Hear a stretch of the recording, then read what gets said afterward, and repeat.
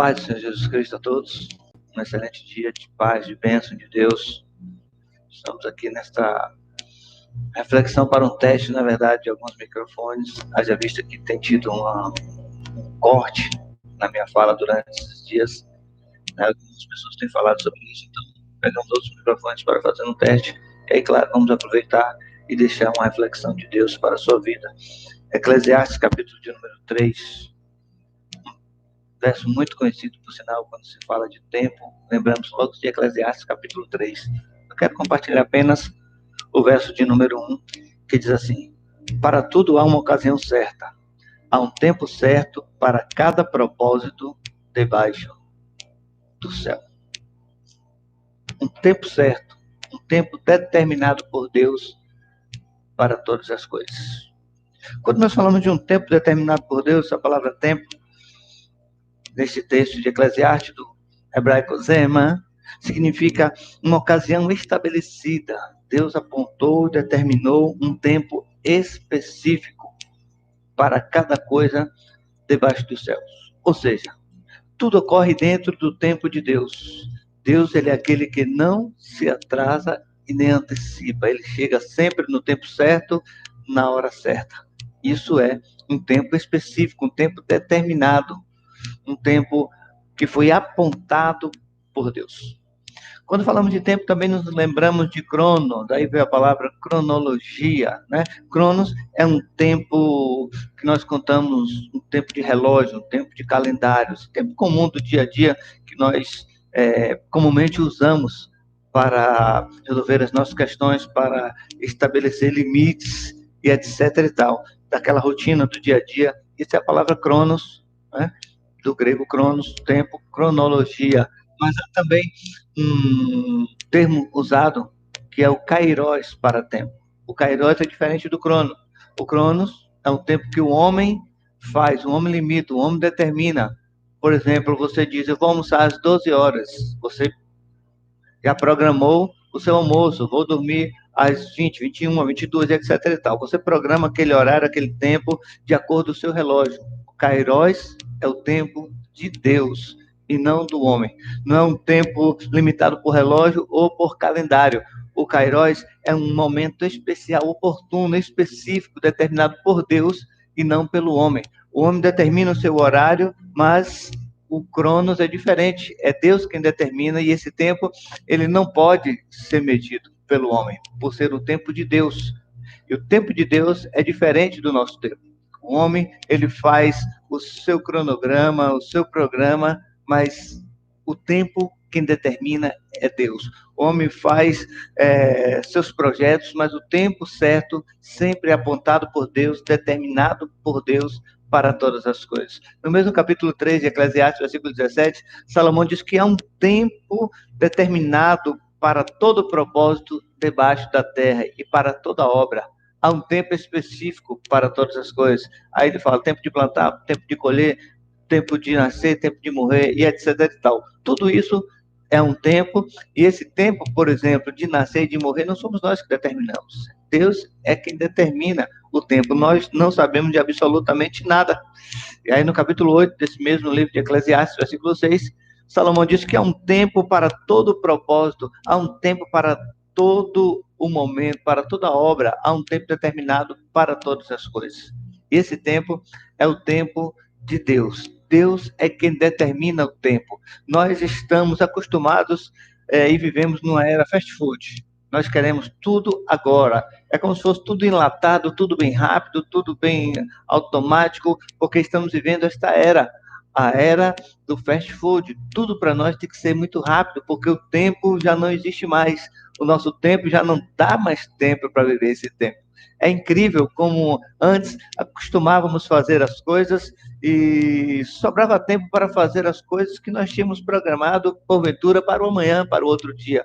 Aí nós antecipávamos as coisas. Hoje, nós já começamos o dia com o tempo corrido e o dia acaba e nós não acabamos os nossos fazeres, as nossas atividades. Ficam sempre algumas coisas para o outro dia.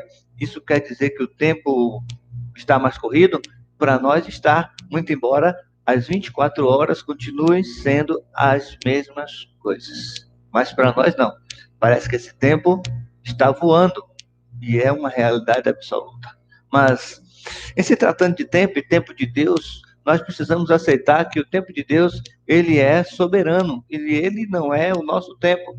A mente de Deus, Isaías diz que não é como a nossa mente. O pensamento de Deus são mais altos que os nossos pensamentos.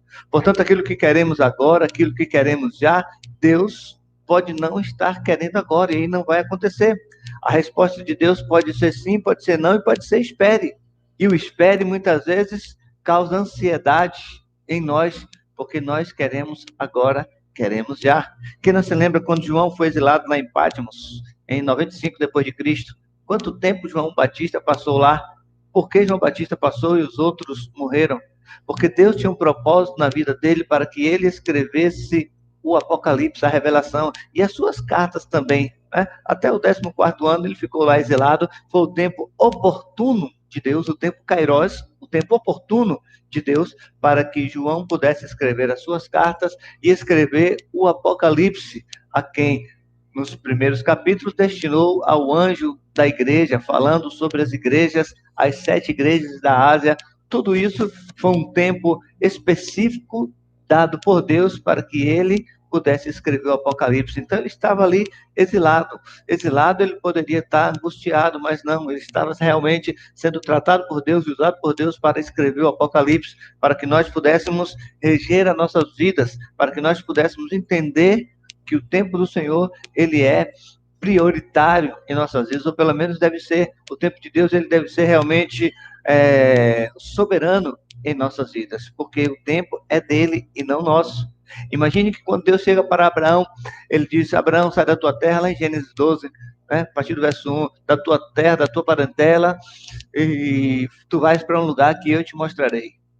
Ele fala: e eu abençoarei, tu serás uma bênção, em ti serão benditas todas as famílias da terra, aquele que te abençoar eu vou abençoar, aquele que te amaldiçoar eu vou amaldiçoar, e em ti farei, de ti farei uma grande nação. Esse de ti farei uma grande nação, Abraão esperou 25 anos para o cumprimento da promessa de Deus. Tempo de Deus, não de Abraão. Por Abraão, ele teria tido logo um filho, e essa espera fez com que Sara, a sua esposa, a esposa de Abraão, desse Agar, que era sua escrava, sua funcionária, para que Abraão deitasse-se com ela e nela gerasse um filho, porque a promessa de Deus estava demorando para Abraão e para Sara de se cumprir. Mas para Deus não, tinha um tempo certo para Isaac vir. E Ismael nasceu do relacionamento de Abraão e de Agar, mas o tempo de Deus é que era e é sempre o certo. Na vida de Abraão foi o tempo em que Isaac nasceu. Abraão já tinha 100 anos quando Isaac nasceu, Sara tinha 90 anos. Ela, além de ser estéril, já havia cessado os costumes das mulheres. Ela não tinha mais possibilidade, condições fisiológicas nenhuma de ter um filho, humanamente impossível. Mas o milagre de Deus aconteceu porque Deus havia prometido que ele seria pai de uma numerosa nação, juntamente com Sara e não com Agar. O filho da promessa não foi Ismael, o filho da promessa foi Isaac. Tempo de Deus, 25 anos. Nós, se formos esperar 25 anos, nós ficaremos desesperados, porque queremos que aconteça no nosso tempo, queremos que aconteça agora, queremos que aconteça já, exatamente porque nós não queremos nos lembrar ou aguardar o tempo de Deus. Me lembro que Caleb foi aquele que, junto com Josué, e junto com mais 10 espias, os líderes de cada tribo, foram olhar a terra, espiar a terra que Moisés havia mandado. E 10 dos 12 voltaram dizendo que a terra era boa, a terra era maravilhosa, terra que mana leite e mel, mas tinha gigantes, e eles comiam os moradores, eles destruíam, devoravam os moradores da terra. E eles eram como gafanhotos. Porém, Josué e Caleb disseram: não, realmente tem gigantes, a terra é maravilhosa, boa, os gigantes realmente, eles são terríveis, mas tem um detalhe: Deus nos prometeu. E Deus havia feito a promessa que eles estariam indo para Canaã, e Josué e Caleb acreditaram nisso. E aí passou-se o tempo, Moisés morreu, Josué assume o lugar de Moisés, e toda a trajetória perdurou 45 anos. Passando-se 45 anos, Caleb chega lá e diz para Josué: Passou-se 45 anos desde quando recebemos a promessa. E eu recebi a promessa de que essa terra seria minha, essa. E eu estou tão forte como era 45 anos atrás, quando recebi a promessa. Caleb aguardou o tempo certo. Aguardar 45 anos parece desesperador, absurdo. Mas Caleb, ele esperou, aguardou 45 anos, porque o tempo de Deus, ele é prioridade de nossas vidas. É o momento certo. Se nós fizermos as coisas no nosso tempo, as coisas tendem a dar erradas. Se nós fizermos as coisas no nosso tempo, as coisas tendem a saírem de mal a pior. Mas se fizermos as coisas dentro do propósito de Deus, dentro do tempo de Deus, aí as coisas são diferentes. Imagine que lá em Jeremias capítulo 29, versículo 10, Deus usa Jeremias para falar ao povo de Israel que eles passariam 70 anos exilados. 70 anos é uma vida. O povo estaria lá vivendo 70 anos. Quem determinou? Deus. O tempo foi exato. Passando-se os 70 anos, Deus permitiu que o seu povo retornasse para Judá. Tudo isso é o tempo de Deus. Moisés, escolhido por Deus para libertar o povo de Israel. Com quantos anos Moisés começou seu ministério? 80 anos de idade. 40 no Egito, 40 no deserto. Foi aí que ele começou seu ministério. Então, para Deus não existe um tempo, o nosso tempo determinado por nós. Para Deus existe o tempo dele e acabou. O tempo dele é oportuno. Deus poderia ter usado Moisés desde sua juventude, quando ainda estava forte, estudando nas melhores faculdades do Egito. No entanto, Deus tratou com Moisés no deserto durante 40 anos, para fazer Moisés entender que a dependência é dele e não nossa, não do ser humano. O tempo de Deus é diferente. Imagine quando Deus falou com Moisés que libertaria o povo. Quanto tempo isso passou? Imagina o desespero de Moisés para tirar o povo de lá, enquanto Deus estava simplesmente cumprindo o seu propósito, cumprindo o seu tempo, cumprindo a hora que ele determinou, estabelecida por ele mesmo. Portanto, precisamos entender esta realidade. Pedro disse isso na sua primeira carta, no capítulo 3, na segunda carta, perdão, no capítulo 3, versículo 8, que um dia para nós é como 1000 anos, e 1000 anos para nós é como um dia. Um dia para nós pode ser 1000 anos. Um dia para Deus pode ser 1000 anos nossos. Então, nosso tempo não é ele que vale. O que vale é o tempo de Deus e não nosso. Por isso, Moisés, esse mesmo Moisés, lá em um dos salmos, que é uma oração sua, Salmo de número 90, é uma oração de Moisés, e eu uso muito esse texto quando vou falar em aniversário, eu gosto muito de usá-lo, por sinal. Ele é um dos que eu uso. No versículo 12 do Salmo 90, ele diz: ensina-nos a contar os nossos dias de maneira tal que possamos alcançar coração sábio. Ele diz que eu possa, né? Que eu possa alcançar coração sábio. Moisés estava orando a Deus, dizendo: Senhor, me ensina a usufruir do tempo da maneira correta, a viver o tempo certo, no momento certo. Me ensina a viver o teu tempo, me ensina a viver o teu momento. Me ensina, Senhor, a ter paciência para guardar o teu tempo, porque o teu tempo é o tempo certo. Os que não desistirem, aqueles que perseverarem, aguardarem o tempo de Deus, esses serão aqueles que serão chamados de vencedores, de vitoriosos, pelo fato de ter aguardado o tempo do Senhor. E é o tempo do Senhor que nós devemos aguardar, que nós devemos esperar, que nós devemos nos apoiar. O tempo de Deus e não o nosso.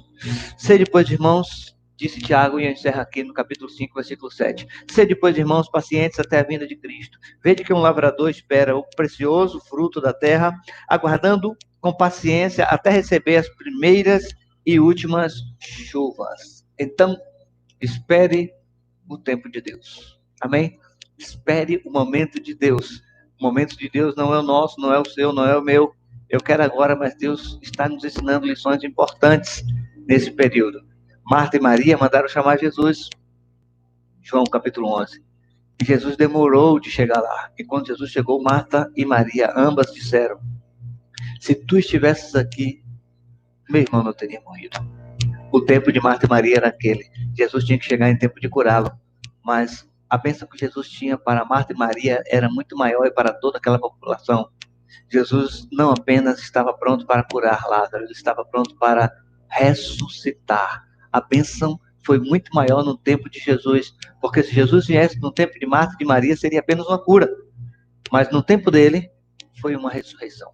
Então, espere o tempo de Deus. A bênção vai ser bem maior. Pode acreditar nisso. Assim como o lavrador planta e espera o tempo certo, aguarde você também o tempo de Deus, o tempo certo, e você vai colher grandes frutos para a glória do Senhor. Amém? Conforme falei, estamos fazendo essas reflexões aqui, uma breve reflexão apenas para testar alguns microfones. Haja visto que o nosso está tendo alguns cortes, algumas falhas, mas que seja para a sua edificação também, em nome do Senhor Jesus Cristo. Deus abençoe sua vida poderosamente, em nome de Jesus.